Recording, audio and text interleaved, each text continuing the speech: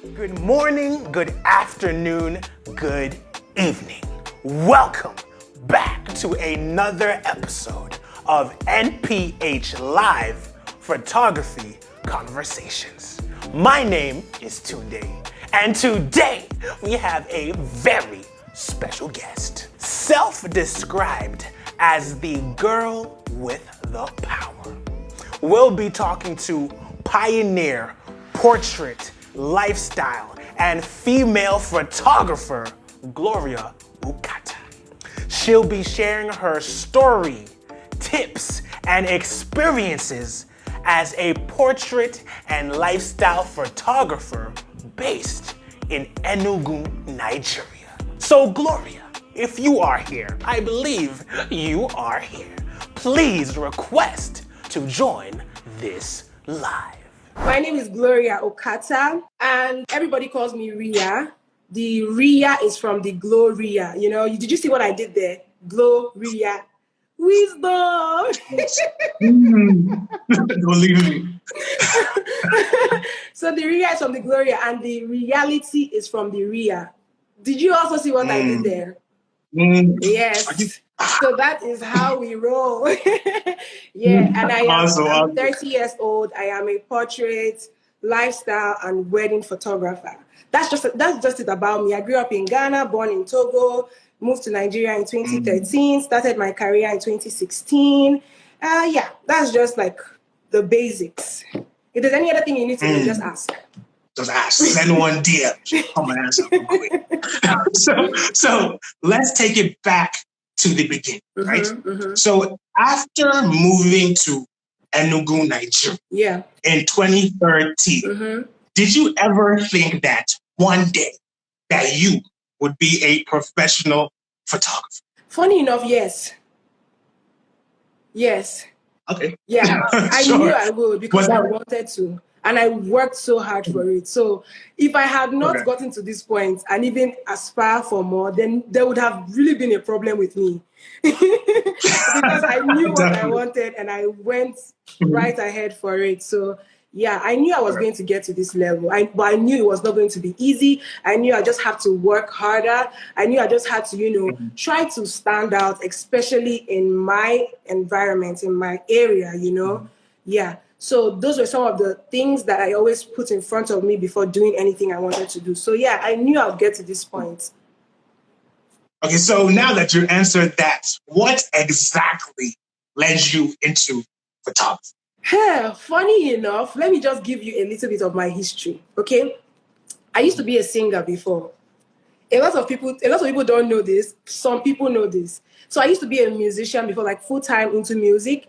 And I went for Nigerian Idols when I came back from Ghana in 2012. So in 2013, I went for a friend's wedding and the whole Nigerian Idol crew were there. And they had cameras. The camera crew came as well. So that was it, 2013. I saw the cameras. I was like, I think I'm feeling this whole camera idea. And and that was it. All the guys were like, "Oh, Ria, you should give it a try. You will do good. You'll do great." And then the wedding we went for, I was using a BlackBerry Touch at the time. You know when we had BlackBerry Touch, the one that you swipe up like this. Yeah. So I took a lot of shots with it. Of my friend's wedding with the phone, and everybody was like, "Oh, phone photography is great, and why don't you look into it?" And at the time, there was literally no Instagram like the way it is right now. I think there was Instagram in 2013, but it was not like this. You know how we have almost everybody's on Instagram. Yeah, so we didn't have platforms that help put our work and stuff out there. So most of what I was doing was going on Google for knowledge. I'll just Google the right cameras to use, types of photography, go on YouTube, So that was it. That was how I started, basically.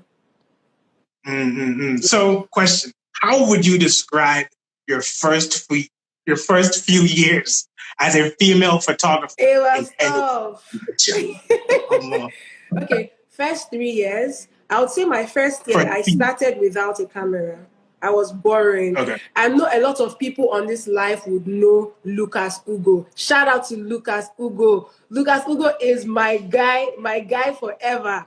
Lucas was my person. He used to rent his camera to me. I used to, for free, yeah.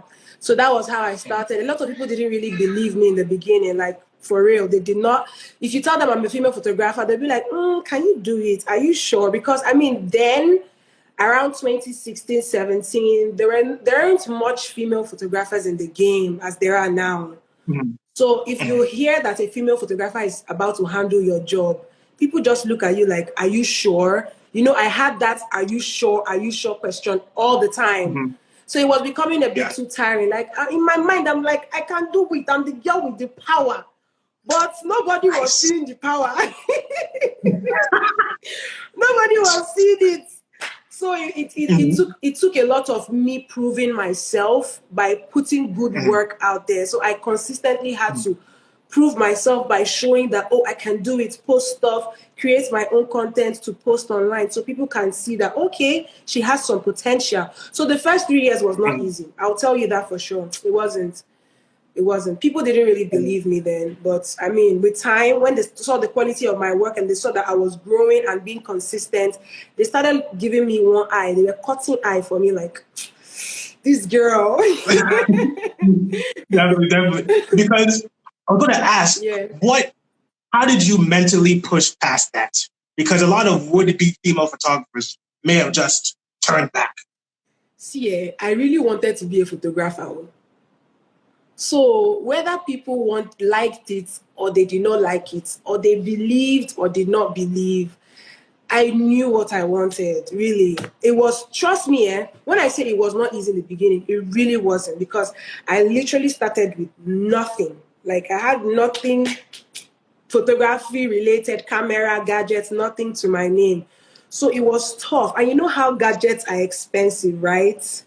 Yeah. They are quite expensive. I mean, they are more expensive now than they were then, but I mean, then they were still very expensive. So yeah, it was mentally draining. It was really mentally draining. But I had the right friends. Lucas was one of my people. Like he was one guy who believed in me from the start. So he was always there to support me, always there to tell me he trusts me, he believes in me, I can do it. My family was there because my dad finally bought my first camera. So that support was what I needed. So, I mean, the first 3 years was kind of tough. I mean, even the first 4 or 5 years, it was kind of tough, yeah. But I mean, I'm like But you 6, 7 years in the game now, so you're a I think it's veteran. looking good right now, you know. Looking good, man. Looking great. Yeah, looking good. Now, the thing is that, so Lucas, is he one of your mentors, Yes. essentially? Yes. Okay, so Okay. Lucas he used to be my number one mentor. He still is, but right now I call him my best friend. I call him my buddy. Yeah, but he used to be my mentor. I mean, he is still my mentor. He is my mentor, yeah. But I think we've grown past that mentor phase. We are now buddies. We are now friends. So yeah, he's you know, like Niger, you know, he's my person. You understand? He's my person. You know, Yeah. So definitely. yeah, Now, that's who he is to me. For people that don't know who he is, who is Lucas? Okay, yeah, Because some people might. Lucas is a portrait photographer. So he's a creative wedding, lifestyle, and portrait photographer as well. His handle is Lucas Ugo too. So if you're on this live and you're wondering who Lucas is, you can check him out. Lucas Ugo 2. That's his Instagram handle. Yeah, he's great. Okay, He's great. Yeah, we've been following. Actually, it's funny. There's a question lined up for you about him, so it worked out perfectly. Okay. So piggybacking off that, in your opinion, how important is it for a photographer to have a mentor? Oh, it is very important because especially now, the way the industry is set up, you really need to have a mentor, because if you don't have somebody you can look up to, who can talk to you, who can advise you, who you can go to as a confidant, to let them know exactly what you're going through in your journey or how to navigate the system right now, it may be very tough for you, because we all know that the industry is saturated. In as much as we say, oh, it's saturated, yes, but I mean, we still cannot serve everybody, right? But it is saturated right now. There are so many photographers. I literally open my timeline, I go on my explore page, and every single time I'm seeing different photography pages. It becomes so overwhelming. So I feel it's important because everybody needs somebody, right? And you need somebody experienced to put you through this journey as a photographer, because whether you feel you know it or you're not, you need somebody. You need somebody to guide you. You need somebody to direct you, to show you, to help you, and to put you through this entire journey, because it is big. Trust me. And photography is not just a small. Photography is. I always tell people photography is big and wide. You can't know everything. So you need somebody, and especially a mentor who is going to make themselves available to show you, teach you, and be there for you. So yes, it is very important as a photographer. So how would somebody go about that? How would they find and get a mentor? Well, I could just say how I found my mentor, which is Lucas. I mean, like I said, then Instagram was not really, it wasn't a space where you just come and you're seeing so many photographers posting their work all over the place. It was really tough then. So what I used then, that was in 2015, I used hashtags. So I moved to Enugu and then I just hashtag photographers in Enugu. I just learned what hashtags were and how to use hashtags. Yeah. So when I use that, that's why it's important for you guys to use hashtags. Please, if you're a photographer, use hashtags. They really go a long way. I mean, not just photographers, but any kind of service you're rendering or products you're, selling on Instagram, always use hashtags. So yeah, that was how I found Lucas. And I went straight into his DM and I expressed my, concerns. I told him I was a female photographer coming up. I needed somebody to guide me and show me the way. And he made himself available. So I'll just tell you, if you see anybody out there, online, anywhere, if you have to send an email, please go ahead and send an email to the person. Let the person know what you want from them. You want them to guide you, teach you, show you the way. Whatever it is, always speak up. Just reach out and say something. Don't just be expecting people to come and meet you, or don't be too timid or shy to express your whatever you want to, let the person know. So I'll tell you, just go out there, speak to whoever you want to speak to, let them know. If they are not coming forth, you did your part, right? Yeah. So make sure you do your part, and then the rest would go on from there. Definitely. Yeah. And when you reach out, really the worst answer can be no. Yeah, and then life still goes on. Go to somebody else. Yeah, you move to the next person. It's as simple as that. So don't be afraid to reach out. I tell people this all the time. Yeah. Yeah, because a lot of people actually, I don't know, maybe it's anxiety, but they're almost afraid to reach out. They don't want that rejection, that chance of rejection. Yeah. And then a lot of people fear rejection as well. People don't do very well rejection. But I'll tell you, I've reached out to a lot of people that did not respond, even till now. So even there are people who even apply for jobs and they don't get responses. It doesn't make them stop applying for the jobs, right? So the worst you can get is a no or no response at all. So I'll tell you to reach out. Yes. I was lucky. Lucas reached out, and the rest is history. So please reach out to people you feel would help you, help your life, help your destiny. You never just a closed mouth is a closed destiny. You better reach out. Listen, no hair word. Yes. So now talking about mentorship. In 2018, you hosted a one-day hangout for female photographers in Enugu, where you emphasized that upcoming photographers should enjoy the learning process. Yes. So we wanted to know, why was that important for you to highlight? I'm still of that school of thought because I'm still enjoying my learning process. I feel I don't even know quarter of what is going on in the photography industry. So my mind, my body, everything is open to learning like this. As I am open to learning. So it's very, very important for you to embrace the learning process, because I feel like a lot of people want to just be like, they just want to come out with their photography career and then be on the spotlight. Everybody, followers. And right now, the craze is Instagram followers. Like, people want followers. And I was just having a discussion this evening. I was saying, I don't see the importance why you should even buy followers. Embrace your journey. The learning process is very important. See, your eyes opens up to a lot of things if you embrace that learning process. And learning is an unending journey. You have to be ready to learn. There's no point in your life where you reach and you're like, oh, I'm good to go. I don't think there's any point like that. So I'd advise everybody there, whether you're a pro, an amateur, or whatever level of photography or whatever level you are in your career, please embrace the learning process. It's very important. Take your time. I feel like there's so much we can learn and so much we can achieve if we just take our time and, enjoy your process. You cannot, if you move from here to here without going through the phases you have to go through, you will crash. And that's a fact. You will crash because I feel like that journey, that process, the experiences, the failures, the rejections, it gets you to that. It prepares you for the top, right? So if you don't go through all that and you just get to the top, what are you going to do there? How will you face life challenges? How will you deal with things, So I feel like people should just take their time. The learning process is a great time for even you to have your self-actualization and realization. So it's very, very important that everybody embraces that phase. Me, I am still embracing it though. People see me like, hey, reality photography, pro, but I feel like I'm still learning. I'm still learning, and there's still a lot more to learn. So please, guys, embrace your journey and embrace the learning process. So how would you describe your own learning process? Hey, my learning process, It's at this point, it is broad and wide because I learn from everywhere. I don't know if I'm answering this question right, but I learn from everywhere. I learn from YouTube. I learn from Instagram. I learn from personal trainings. I learn from one-on-one. I learn from asking questions. I learned from my experiences as well. I've always been an outdoor photographer. When I started photography, I never had a studio. It was just last year I opened my studio.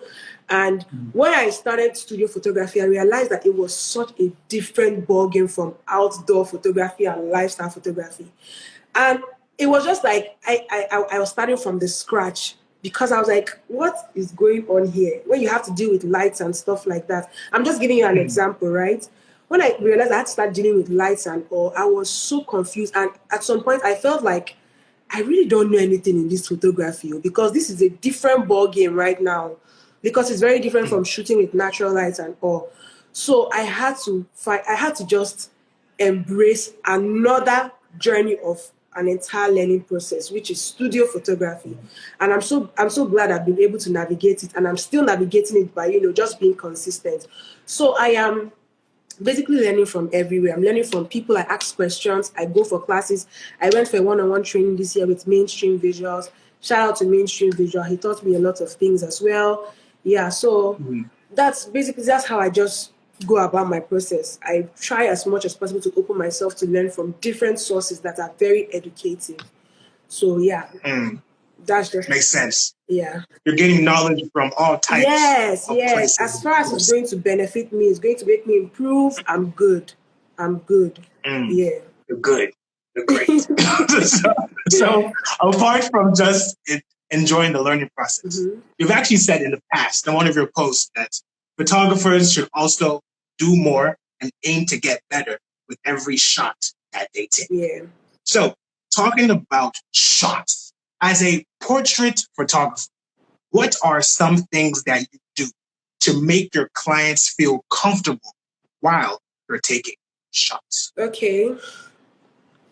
I'm not here to brag, but one of the most consistent reviews I've gotten from my clients is, oh my God, I feel so comfortable shooting with you. And I think it just comes with the fact that I love what I do. Yes, the money is coming, but I'm so happy that I keep telling myself that I'm happy that I wake up every day and I'm proud and happy about what I do. I'm not, I'm not like people that, some bankers who wake up in the morning and they're so grumpy because you have to go and deal with customers and all that, I don't feel like that. I love what I do. I enjoy what I do. So while I'm in the process with dealing with clients, I try to make them enjoy it too, because every client I work with are different. There are people who are camera friendly and some are camera shy. So you have to make everybody enjoy that process with you. You're enjoying your job as a photographer. Let your subject enjoy the moment with you as well. So I just carry everybody along. And one thing I do, this is a secret I'm giving out here. So if you're listening, I love to give my clients compliments. That's how I make them comfortable. Sometimes clients come, they say, oh, my arms are too big. I feel like my nose, I don't like my nose, I don't like my smile. So I rather make them feel comfortable with those features they feel uncomfortable. I'll be like, oh, don't worry about your arms big. Where? Oh my God, turn this way. Let me take this shot. This picture is beautiful. You should see this. Make them feel good about themselves. So that's one of my go-to. And it's not like, I'm not saying you should say things that are not true or are not real, but I mean, be a nice and kind human being. Be nice to them. Say nice things to them. Give them compliments. You will see how comfortable and relaxed they'll be. Play with them. Laugh with them. Don't be too serious. So that's one way I make people comfortable. And I try to be conscious about it every shot I'm taking, because the results is what I am after. I need to see the result. I need to see the client or the subject radiate in the photos I'm taking. So that's my go-to formula of making people comfortable when I'm shooting them. Now, did that come naturally in your personality, or was that just something I think it's natural? Learned? I think it's natural because I didn't have to learn it from anyone or listen to it from somewhere. I mean, some people are going to hear this from me now and try it, but I didn't have to learn this from anywhere. It just flows, Like I had a session about 2 hours ago before this live session, and the client, she said the same thing. She was like, oh, I really enjoyed shooting with you. I get it all the time, and I'm not even bragging. It's because of the way I made her feel, and she had insecurities. Don't even get me wrong, she had a lot. But then at the end of the day, she forgot about her insecurities, and she was just having a good time with the photos, laughing, dancing, doing different poses. So I feel like it comes naturally with me. That's who I am. And I love to compliment people naturally. So I'm very good at complimenting people, people's works, people's looks, people's outfits, things like that. So it just comes natural. Whether it's a model that you're working with for a personal project or a client that you're working with for a paid job, posing is very important. Very. So we wanted to know, how do you choose the poses that you want your models or your clients to do? Okay, this is a very, very tricky question. I don't even know how to answer it, but I think with posing, I've been able to perfect that with my experience, with my years of experience on the job. And trust me, I don't think I've ever gone online to go learn how to pose, because you know why? Every individual is different, and a pose that works for A cannot or may not work for B. Yeah, because your body features also are one of the elements you have to look into when you're trying to position people. So if it works for A, if this side works for A, this side may not work for B. So this side may work for B, and this side work for A. You understand? And not just with the facial, with the face, but I mean the whole body. So posing is one thing I've been able to master on the job. And then again, one thing about posing is type of shoots. And the way you pose somebody for an editorial shoot is not the way you pose someone for a wedding. And it's not the same way you pose somebody for a portrait session or a professional headshot. So it just comes with first of all, it comes with the kind of job that you're doing, comes with the type of person, the person's personality, because there are people who are super laid back. If you try to bring them out of their comfort zone, sometimes it works, sometimes it doesn't work. So you need to understand also what the person is trying to go for. I always talk to my clients and ask them, what are you trying to go for? So people say, oh, I want to look happy in my pictures. I want a happy shot. A happy pose is different from a professional headshot. A professional headshot doesn't look happy. So you have to pose differently for that. And then a happy shot looks different. You have to pose differently for that. So I just feel like it varies from person to person, and then type of shoot, type of personality, type of concept, type of like the whole idea you're trying to go for the shoot. That's just how you can decide how you pose your subject. So I think it just flows naturally, and it has just been able to come to me with my years of experience. I just know what to do at a given time. So yeah, that's how I've been able to navigate it. So do you ever recommend a photographer to list out poses before a shoot? Or should they just come? It comes. It just comes. No. Yeah, I don't think there's any kind of I don't even, like I said, I don't even look for poses that would, suit a particular client or a particular subject, be it a model. Yeah, I just feel like it comes. And most times, one thing about shooting, that's why photography is a creative, is a creative career choice, especially depending on the type of photography you're doing. When you're shooting, most times you just get inspiration as you go. And that inspiration too could come based on who you're shooting. There are people who may not give you inspiration, and you, with your expertise, have to come up with ideas to give them, because some people don't know what to do in front of the camera, right? I've had a lot of experience where people are like, what do I do? I don't know what to do. How should I smile? What do you want me to do? Yeah, there are people who don't know what to do. So it just comes like, okay, I feel like if you do this, it will look nice. If you do this, it will look better. If you turn this way, if you stand, if you sit. And then there are people who know what to do. So it just goes like, they're just giving it to you, and you're just like, oh yeah, that's great. Okay, look this way, look that way, pow, pow, pow, So yeah, I just feel like it also depends on who you're working with. Yeah. So I don't think you need to like recommend poses from photographers. I don't think that even exists. I mean, if it does, maybe somebody can just comment so we know, but I don't think that exists. Because well, we know some people that struggle with posing their clients, so this question is very important to their life. Yeah. Well, I feel like, I mean, right now we have YouTube, okay? Like if you feel like it's difficult for you to know how to pose your client, literally any kind of information you're looking for is on YouTube. If you have a business professional headshot, go on YouTube. How to pose for professional headshots, you will see there. How to pose for wedding photography, how to pose for portrait sessions, how to pose for anything you're looking for, you see it on YouTube. So I feel like everything is online right now. So if you're here watching this and that's one of your difficulties, I feel like you should go on YouTube and then also try. I think consistency helps you shoot more. Shoot different kind of people. Shoot the reserved, shoot the crazy people, shoot the extroverts, shoot introverts, shoot all kinds of people. You will learn as you go. So I feel it just comes naturally. It just comes naturally, yeah.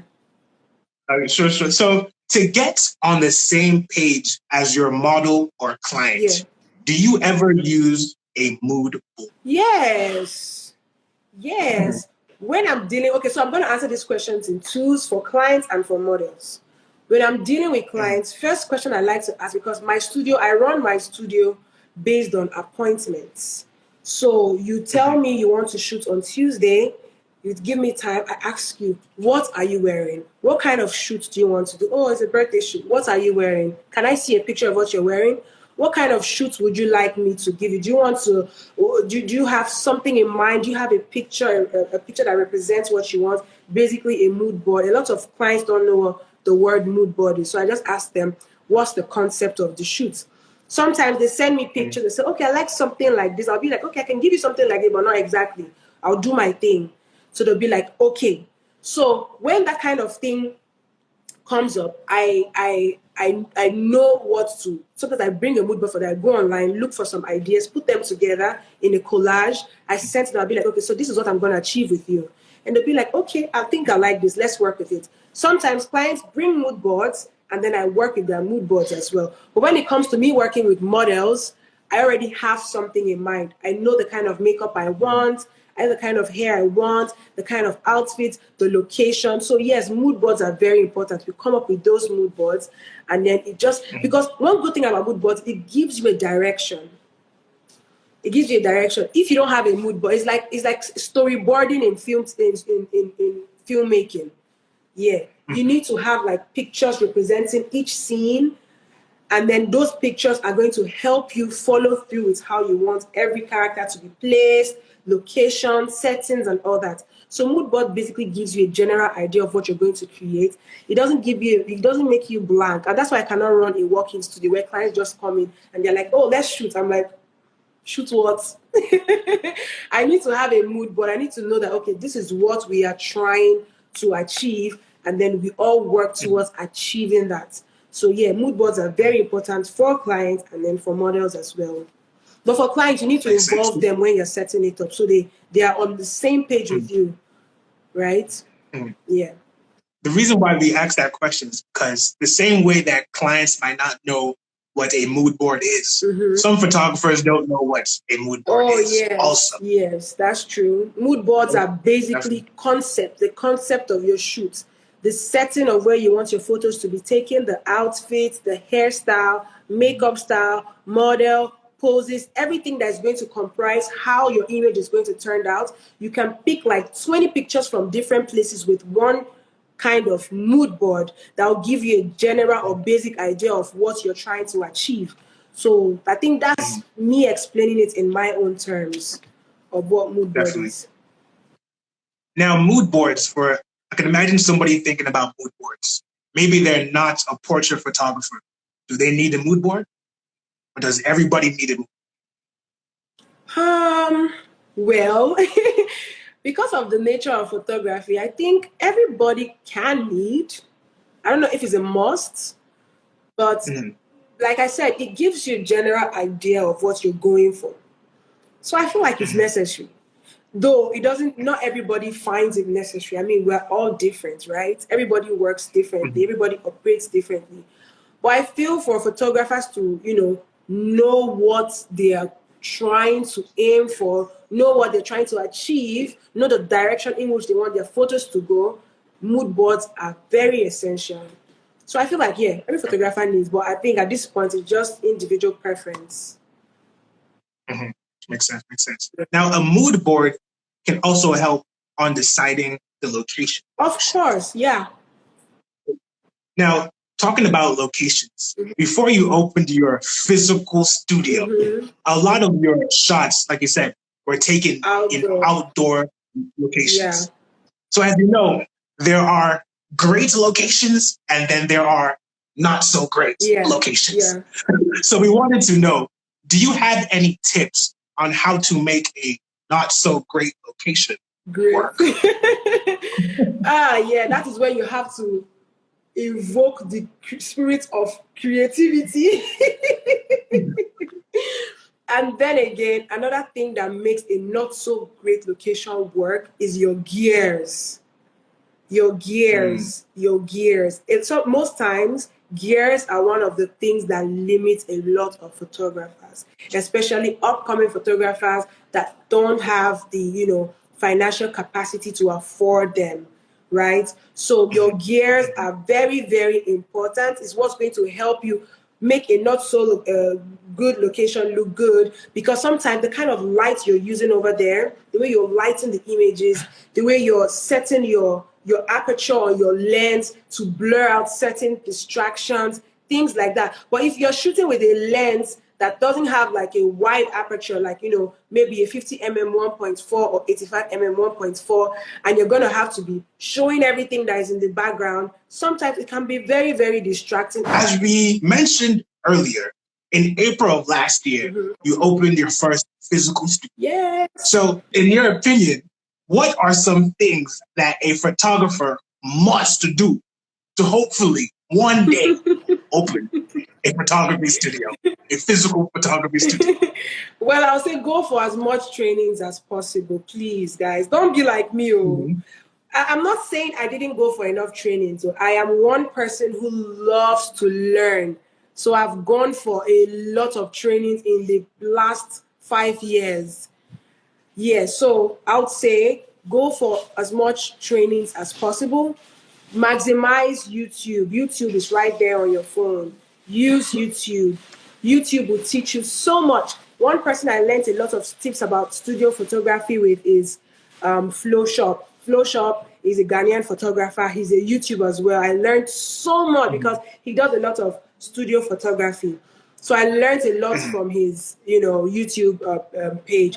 So learn a lot, and then I would also advise you don't need to have everything before you start. This is one of my go-to advice. You don't need to buy all the gadgets you think you need.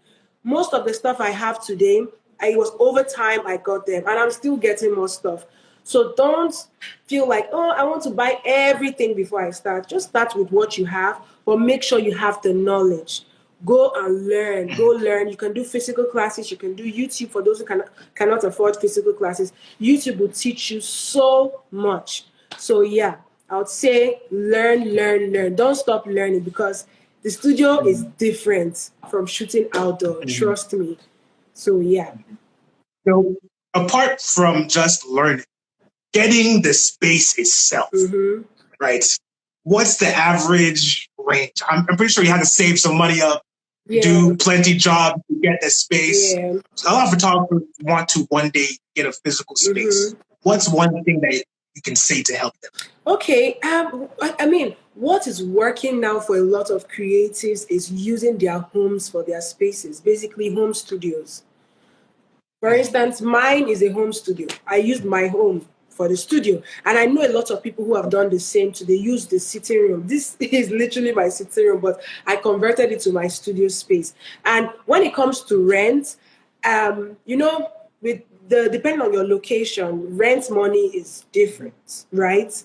And depending on your state as well. For those living in Nigeria that are watching this live, the rent differs. In Lagos, I hear it is bonkers. It's quite expensive, right? So just it depends on what your budget, what you feel you can afford. Just save up to that amount, and then what our advice is using your home. I mean, for a start, and then probably when you expand, you can get a more open space where you can, make it like a big open studio. But for you starting, like me, I just started last year. I used my home for my space. So I'll just say, save your rent money, figure out how much you can afford, look for a space that is within that price range, and then set up your stuff.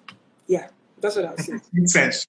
Because I want to ask, would you say that not having a studio initially helped you grow as a photographer? Yes, of course. Of course. The only thing I felt like I didn't know much of was, lighting, studio lighting, because it's very different from shooting outdoor. And a lot of photographers who are tuned in would know that for a fact. But I mean, I feel like me being a photographer without a studio, but still working and creating my content really prepared me for now. It gave me so much experience with how to deal with clients, how to manage money, finances, how to, put content out there, how to create stuff with whatever kind of space you have. Because, I mean, me owning a studio now has not limited me from shooting outdoor. Don't get me wrong. I still do a lot of outdoor shoots, just that most times people feel like because of the comfort and then, we not having to struggle to look for locations, they just prefer shooting in the studio. But then again, me being a lifestyle photographer and shooting mostly outdoors, it really prepared me for now. I would not even deny that. It really prepared me. Exactly. So yeah, yes. Would you say a portrait photographer should one day have a physical space, or is that not mandatory? I don't feel it is mandatory. Why? You know why? Because you are not limited to creating anywhere. I feel like there's no limit. When it comes to creativity, there's no limits. There's really no start and stop, button when it comes to creativity. Creativity is start and go. Do you. So I feel like a lot of portrait photographers don't even like shooting in the studio. They prefer shooting anywhere at all. You can shoot portraits anywhere. I hope you know that. Yeah. So you don't just need to own a studio or have a space. But because of comfort and also comfort of your client, because some clients don't really like the whole attention. They love doing stuff in a more private and personal space. A lot of people would want that. So that's why it would be important in the long run. But I would say it is not mandatory. It's not a necessity. And then again, this also goes to individual preference. What does the photographer want? What does the photographer like? So it depends on what you want. But I would not even say it is a must that you must have a space. People do magic. People create magic anywhere. And right now, too, with Photoshop, you can literally create any kind of background you want anywhere. You can shoot in the market and edit it and make it look like you shot inside a room. So, like I said, right now, photography is limitless. Creativity is limitless. You can just go and do whatever you want. So it's not mandatory at all.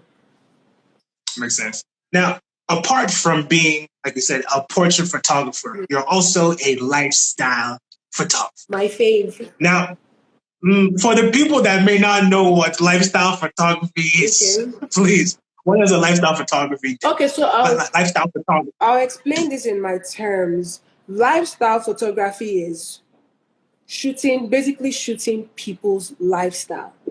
And one of the most common types of lifestyle photography in Nigeria is influencers.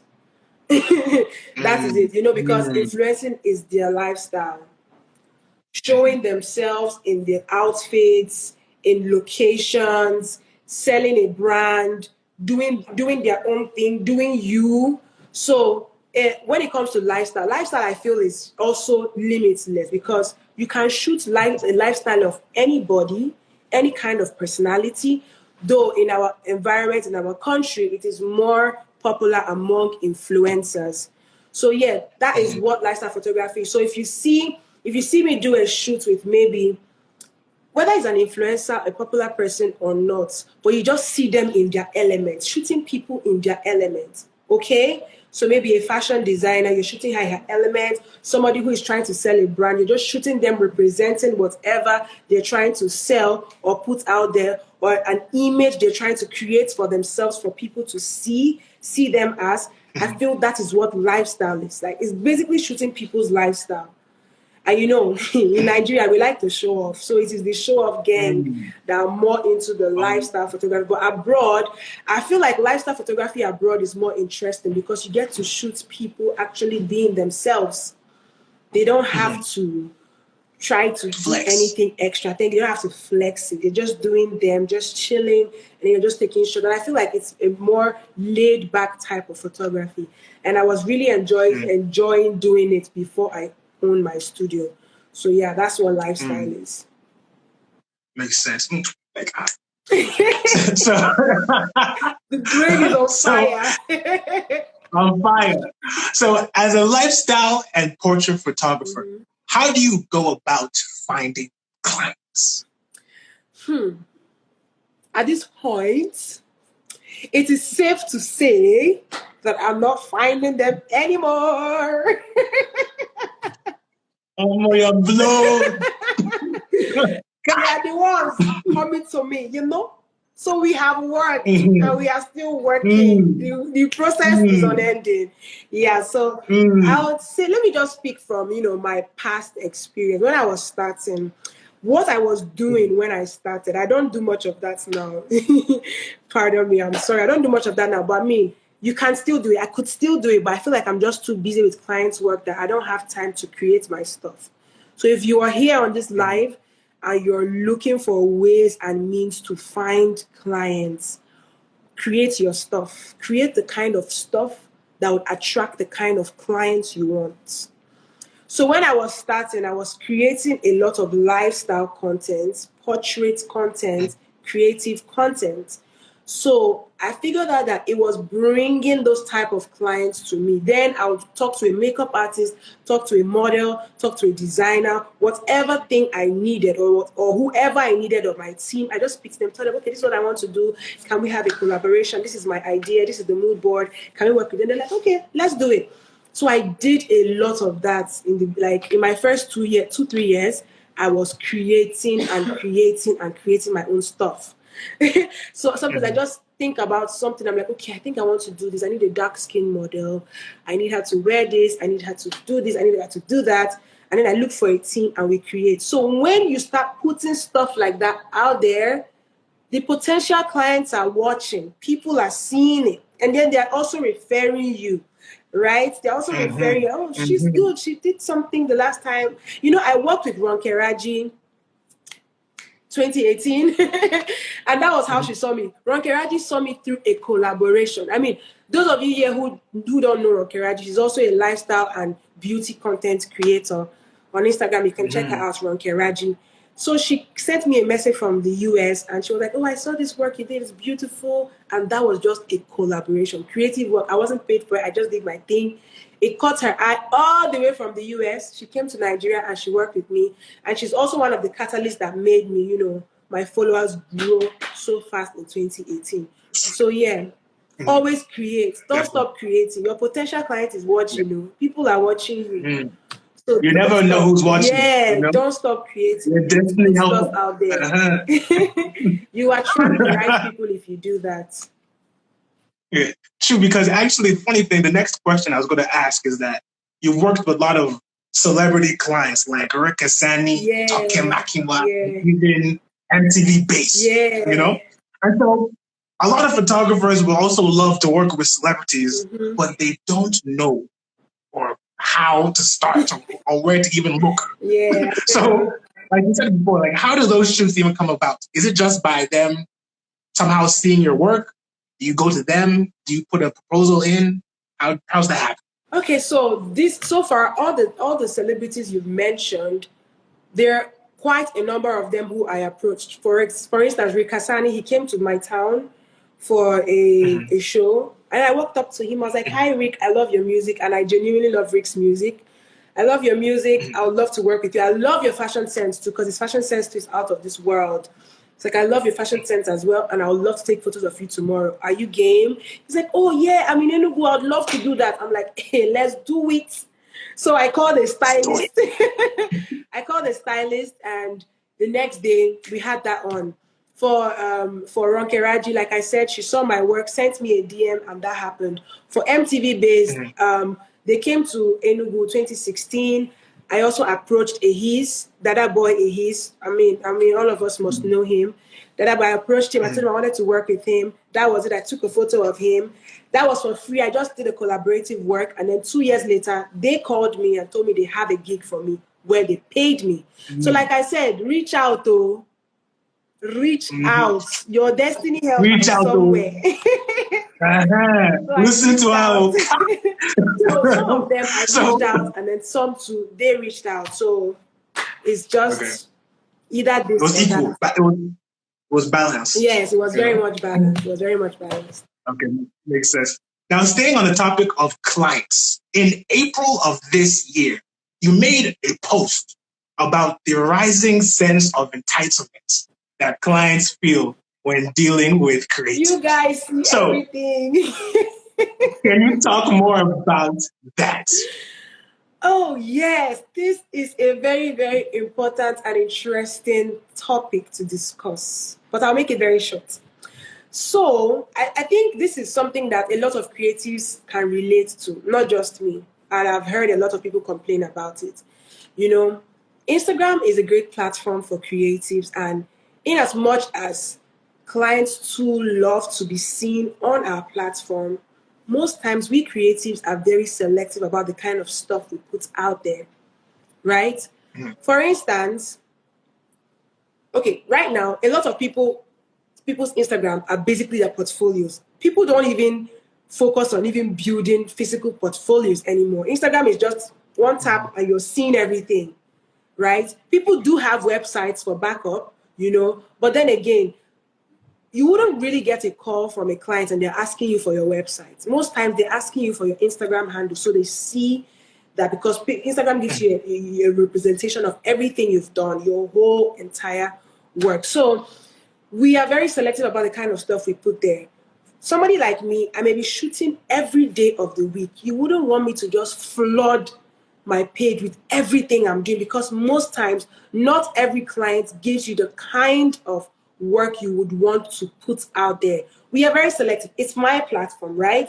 So I'm selective about what I put there because I want people to see stuff and be impressed. And I'm not saying the ones we don't post are not good enough, but we try to make sure we are selective about the kind of stuff we put out there. Everything we shoot, we try as much as possible to make them good and make the clients happy. So I feel like once the client is satisfied with that, you wanted a job, you wanted me to do a shoot for you, and I've done that, delivered, and you're satisfied, I feel that is where it should end. There shouldn't be any need for you to be entitled to me posting it on my page, because that is not even part of the agreement. We don't even agree on that. It's not even a topic of discussion where you're like, okay, so I'm paying you for a shoot, and after the shoot, I want my pictures on your page. You don't dictate what you want on my page, because it's my page, it's my brand. Sorry, I live close to the airport, so a plane is passing here. Private jet, the clients are flying in. Okay, so you don't dictate what you want on my page. It's my page, it's my brand, and I put out there what I want to be seen. So the whole sense of entitlement, because some clients take it too seriously. They're like, oh, you didn't post my work because you feel it's not good enough. or like, you know, they start saying things they are not supposed to say, and I feel like it's not necessary because it wasn't even like we had an agreement and I breached your agreement. So I feel like clients should take a chill, like relax. This is our page, our platform. Let us do what we want. And on the other hand, we will also make sure we satisfy you and give you what you want. So yeah, I hope I answered your question. The thing is, I was looking forward to asking that question because when I read the write-up, I said, she's very passionate about this. Yeah. I had a lot of people attacking me. People attacked me seriously. But I was able to defend my stance. I had to make them understand. Like, you're not entitled to me or whatever you expect me to post on my page. I mean, it's my page, my choice. So just leave me to do my thing. I'll make sure I satisfy you and give you what you want. But then don't make it an issue. It's not supposed to be an issue. I like what you said, my page, my choice. We should put that on a t-shirt. It makes sense. So now to wrap up things. Okay, Gloria, we know you as a portrait and lifestyle photographer. But when are you going to bring back Saint Ria, the rapper and singer?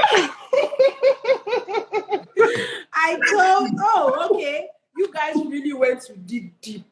You know, because the other day I was listening to Saint Ria featuring Scientific, you know. Nigeria. Oh, Nigeria. Hey.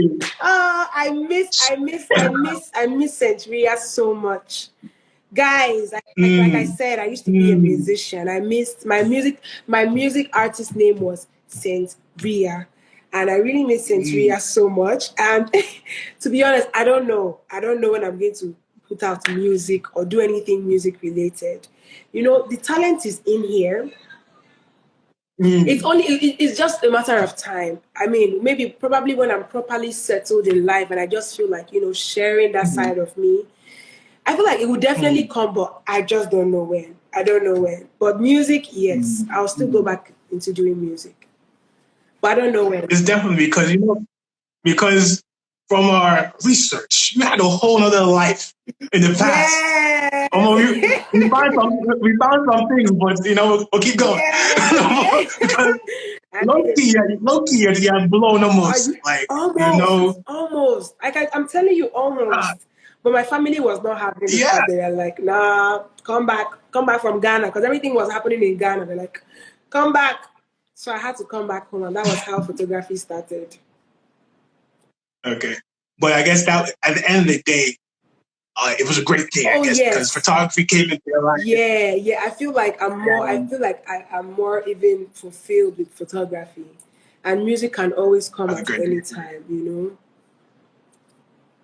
Great. So, quick one. So, if you're watching this right now, if you have any questions for Gloria, please type them now. Because we saw some questions about mood boards earlier. They were saying, is it for clients or is it for general use? I think you answered that question. Yeah. I did answer it already. I think I saw the question as well. Yeah. So, in the meantime, in between time, Gloria, I believe you have to go soon. So right here, right now, this is a wrap. And so we want to say thank you so much for coming on today. Thank you too. And before you go, do you want to promote anything? An upcoming class, a project, your page, your music? Definitely not music this year. But I'm looking forward to having a class this year, a photography class, and I'm going to be partnering with other photographers in my area. So yeah, that will be coming up definitely. And you know, you talked about Through the Lens that I had in 2018. I'm thinking of doing that as well. We have 6 more months in the year to go, and I feel like I can still achieve a lot. So yes, either of these two things will definitely happen this year. So I'll definitely be putting that out very, very soon. Before the year runs out. Yeah. So, before the year runs out. Great. So somebody asked, what camera do you use on a daily basis? Okay, I use a Canon EOS 6D, but hopefully before the year runs out, I'm changing that.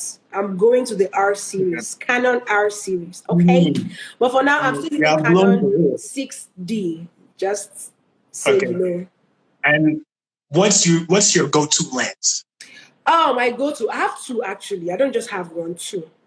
So it's the 50mm 1.4. I use that, and then the 85mm 1.8. Those are my two go-to lenses. You know, mostly I'm doing portraits. So yeah, those are my two go-to lenses. They're great and lenses. You recommend them? Yes, I recommend them for portrait photographers. If you're here and you're trying to figure out which lens you should get, please get a 50mm and an 85mm if you can afford both at the same time. They are great lenses for portrait photographers. Makes sense. Your brain's off by heart.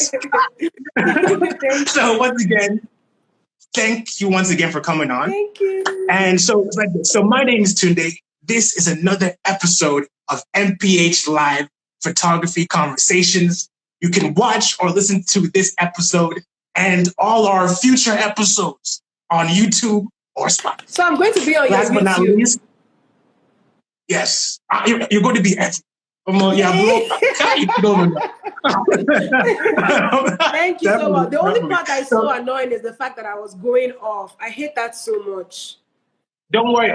Once the final version comes out, so essentially this will not be posted on our page. Okay. We'll take it, make it official, post it on YouTube, then cut clip. Okay, that's fine. That works. Thank you so much. Thank you. No problem. And last but not least, last but not least, we want to thank everyone for watching. Thank you. And you know, me and Gloria, N.P.H and Gloria, will see you later. Peace. Thank you so much for coming on. Thank you so much. Have a great day. Thank you so much for having me. Thank you so very much. It was definitely fun. I appreciate you guys. I had so much fun. I hope we do this again soon. Definitely. I'll send you a DM right after this. Okay. Thank you.